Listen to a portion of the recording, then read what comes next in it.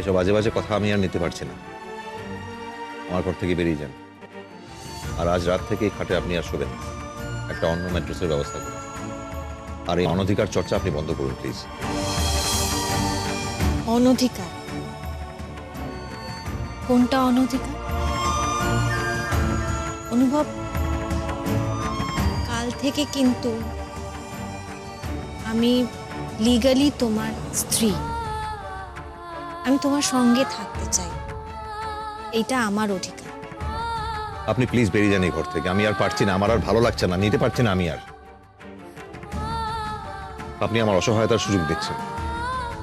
আমি যে নিজের ইচ্ছেতে বাড়ি থেকে বেরিয়ে যাব তাও পারছি না। তোমাকে তো বেরোতে হবে, ইনফ্যাক্ট তোমার সঙ্গে আমিও যাব। আর এইভাবে যদি দুজনে মিলে গল্প করি তাহলে তো সময় নষ্ট হবে। তাড়াতাড়ি দুজনকে তৈরি হতে হবে। কেন? আমি কিন্তু কোথাও যাব না। দেখো অনুভব, আজ থেকে তোমার ফিজিওথেরাপি সেশন শুরু হবে। ডক্টর সরকার নিজে সমস্ত ব্যবস্থা করেছেন। ওই ডক্টর যোশীর ক্লিনিক, ওখানে উনি তোমার অ্যাপয়েন্টমেন্ট ফিক্স করেছেন। ওখানেই আজ আমরা যাব। আমি কোথাও যাব না। প্লিজ অনুভব, এরম বললে তো হবে না। দেখো, তোমার অ্যাপয়েন্টমেন্ট অলরেডি নেওয়া হয়ে গেছে। আমাকে না বলে কেন অ্যাপয়েন্টমেন্ট নেওয়া হয়েছে? আমি কি বলেছি আমি যাব? অনুভব, একটু বোঝার চেষ্টা করো। এটাও তো তোমার ট্রিটমেন্টের একটা অংশ। তুমি যেমন ওষুধ খাচ্ছ, ইনজেকশন নিচ্ছ, ঠিক তেমনই তো এটা। Shut up, just stop it. আমাকে ট্রিটমেন্ট বোঝাতে আসবেন না। And get out, get out from this room, get out I shed.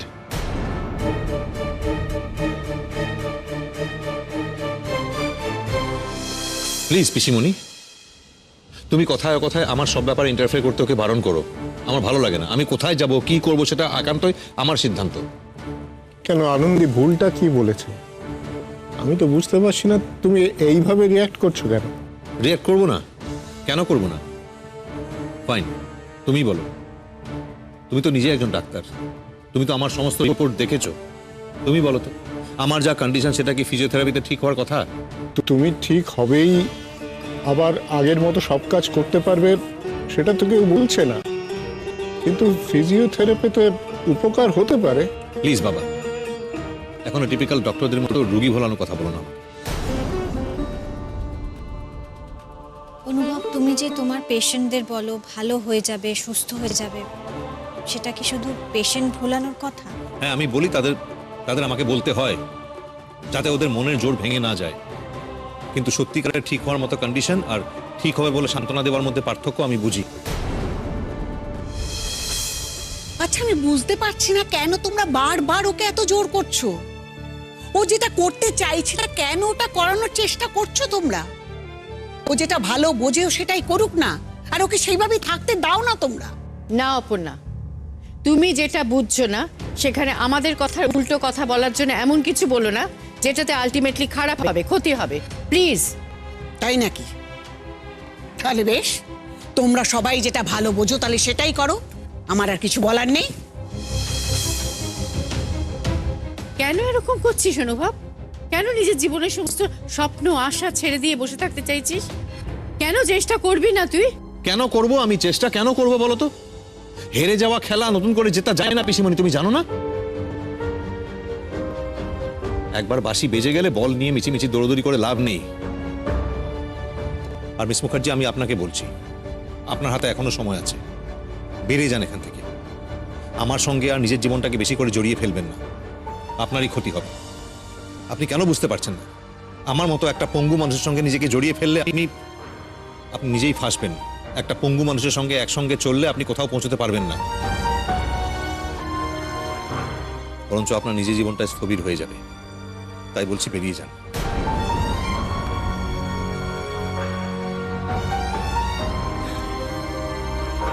আমি বেরোচ্ছি।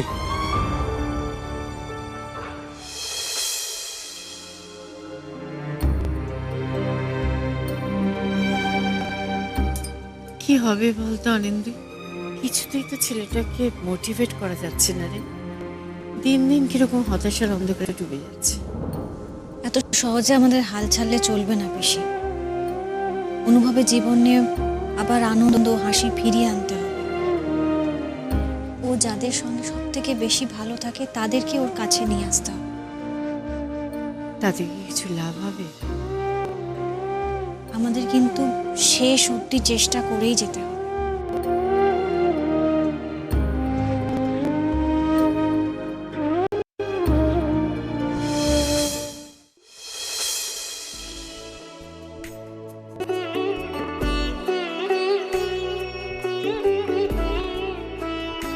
আপনি ঘরে? হ্যাঁ স্যার, ম্যাডাম বলে দিয়ে গেছেন।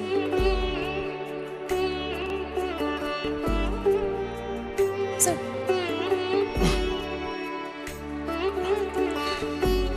কোন ম্যাডাম? আনন্দী ম্যাডাম।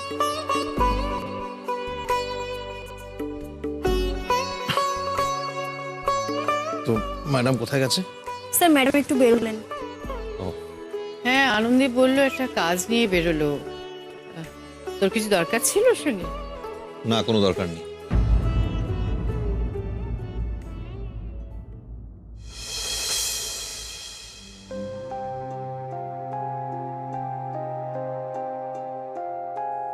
হ্যাঁ রে অনুভব,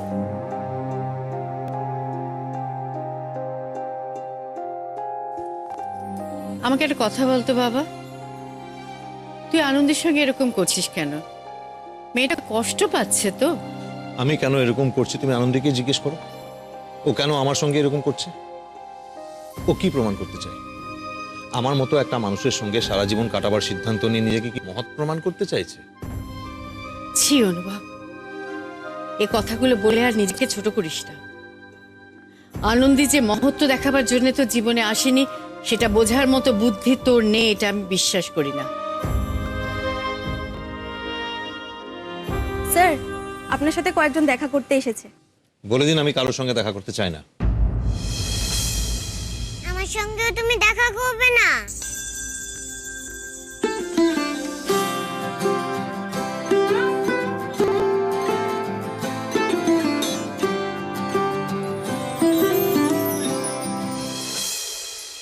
মা, এ কি তুমি? তো বাবা এমন করছো যেন আমাকে দেখে খুশি নাও। সেটা তো বলিনি। সব কিছু বলতে হয় না, মুখের ভাব দেখলেও বোঝা যায়।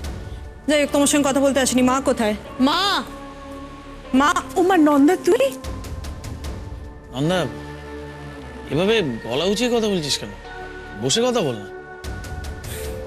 কি করবো বলো কাকামণি, আসলে তোমাদের সবার মুখের ভাব দেখে মনে হচ্ছে তোমরা অন্য কাউকে আশা করছিলে। আমি এসে তোমাদের আশায় জল ঢেলে দিলাম। যাই হোক, মা কোথায়? তুই বস না, চা কফি কিছু খাবি? আমি চা কফি কোনোটাই খেতে আসিনি গো। মা কোথায় বলবে? তোর মার পিসিমা একটু বেরিয়েছে, কখন ফিরবে? মনে হয় ফিরতে একটু দেরি হবে। ভালোই আছো তোমরা কাকামণি, তাই না? লুকিয়ে লুকিয়ে বড় মেয়ের বিয়ে দিচ্ছ, আমাকে জানানোর প্রয়োজনও মনে করলে না।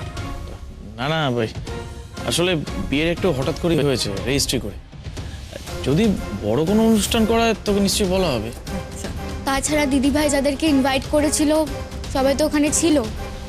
ও তাই নাকি বলটি? তা ঠিক কদিন হলো ম্যাডাম যে আপনি এই বাড়িতে এসেছেন? অলরেডি মুখে বুলি ফুটে গেছে। ও অবশ্য দিদির ট্রেনিং শুরু হয়ে গেছে না? দিদিভাইয়ের ছোট বোন হয়ে তুমি এটুকু জানো না যে দিদিভাই ট্রেনিংয়ে থাকলে মুখ থেকে কথা ফোটে না। চুপচাপ সবকিছু সহ্য করা, অন্যের ভালোর জন্য খেটে মরার ট্রেনিংই হয়।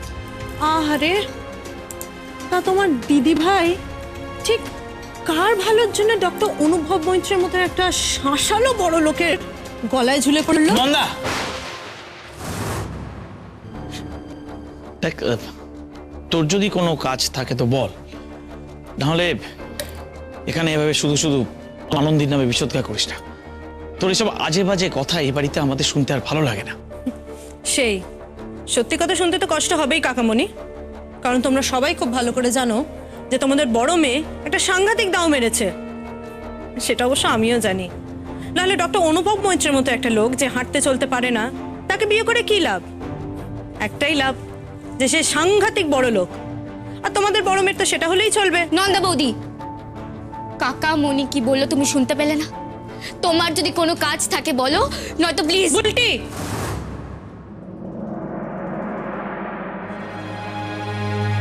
তোমাকে আমি এত সাহস দিইনি যে তুমি আমার সঙ্গে গলা উঁচিয়ে কথা বলবে। এই বাড়ির ওপরে, বাড়ির লোকের ওপরে, বাড়ির সবকিছুর ওপরে আমার একটা অধিকার আছে, সেটা ভুলে যাবে না। তাই আমি যখন খুশি আসবো, যা খুশি বলবো এবং যা খুশি করব। Do you get that?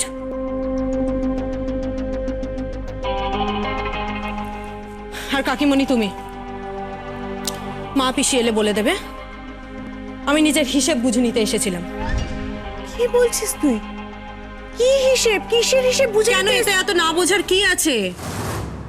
আমি কোনো কঠিন কথা বলিনি। তোমাদের বড় মেয়ের বিয়ে হয়ে গেছে, তারপরেও সে বাবার ব্যবসা, ব্যবসার টাকা সবকিছুর উপর আধিপত্য জমিয়ে বসে থাকবে, নিজের ইচ্ছে মতো টাকা ওড়াবে, আর আমি সেগুলো সব মেনে নেব? সেটা তো হয় না, না? যাকে মা এলে বলে দেবে আমি আবার আসবো এবং নিজের হিসেব বুঝে নেব। অ্যান্ড ইউ নিজের লিমিটে থাকো।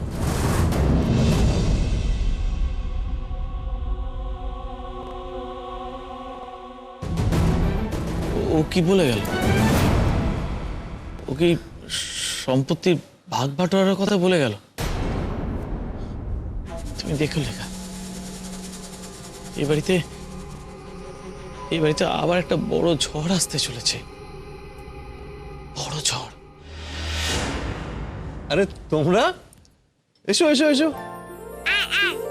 এসো।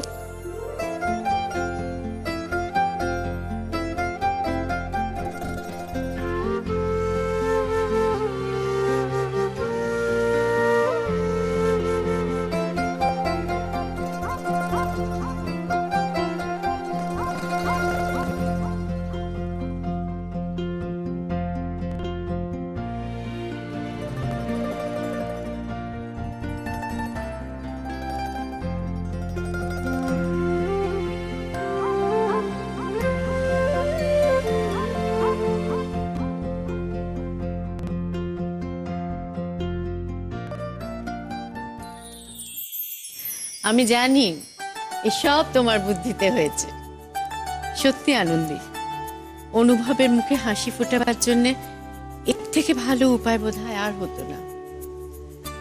পিসি যেভাবেই হোক অনুভবকে না স্বাভাবিক করতে হবে।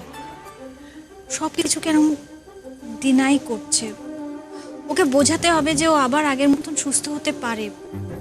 যেভাবে হোক ওকে ফিজিওথেরাপিস্টের কাছে নিয়ে যেতেই হবে।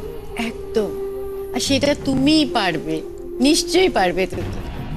দেখো, অনুভবের মুখে হাসি ফোটাবার জন্য এই যে বাচ্চাদের কথা তোমার মাথায় এলো, তার মানে অনুভবকে তুমি আমার থেকেও বেশি চেনো, অনেক বেশি বোঝো তুমি আমার থেকে। দেখো, তোমার হাতেই আমাদের অনুভব আবার সুস্থ হয়ে উঠবে, এটা আমার বিশ্বাস। বাচ্চাদের এখানে নিয়ে আসার ক্রেডিট আমি একা নেব না। ইন্দ্রাণী ম্যাম যদি আমাকে সাহায্য না করতেন তাহলে এই সব কিছু হওয়া পসিবল ছিল না। অনুভব কিন্তু খুব লাকি, জানেন তো? আনন্দের মতো মেয়েকে জীবনে পাওয়া সত্যি খুব ভাগ্যের। God bless you Anandi. তুমি যে মিশনটা নিয়েছো, এই মিশনটায় আমার সব রকম হেল্প তুমি পাবে। আমরা কিছুতেই অনুভবকে হারতে দেব না।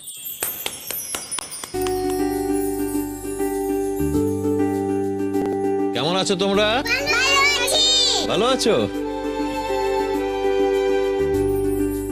থ্যাংক ইউ এদের এখানে নিয়ে আসার জন্য। আমার সত্যি খুব ভালো লাগছে, নিজের ভেতরটা খুব হালকা মনে হচ্ছে। ওরা কিন্তু আপনাকে খুব মিস করছে ডক্টর মৈত্র। তুমি আর আসো না কেন গো? কি হয়েছে? কতদিন আমরা একসঙ্গে খেলিনি, কতদিন তুমি গল্প শোনাওনি। কেন গো তুমি আমাদের কাছে কেন আসো না? আমি কি করে যাব বলো? আমি তো এখন আর নিজের খুশি মতো যেখানে সেখানে যেতে পারি না। না না, আসতে হবে, না হলে আরি। আচ্ছা ঠিক আছে, শান্ত হও, আমি ঠিক খুব শীঘ্রই তোমাদের ওখানে যাবো। কেমন? এবার হ্যাপি? খবর তোমার? তোমার কি খবর? তুমি ভালো আছো? এদিকে এসো তো, একটু আদর করে দিন, কতদিন বাদে। অনুভব দাদা, আমাদের এখন একটা গল্প শোনাও। সে কি, এখন তো অনুভব দাদার রেস্ট নেবার সময়। গল্প না শুনে আমরা যাব না। আচ্ছা কি গল্প শুনবে বলো?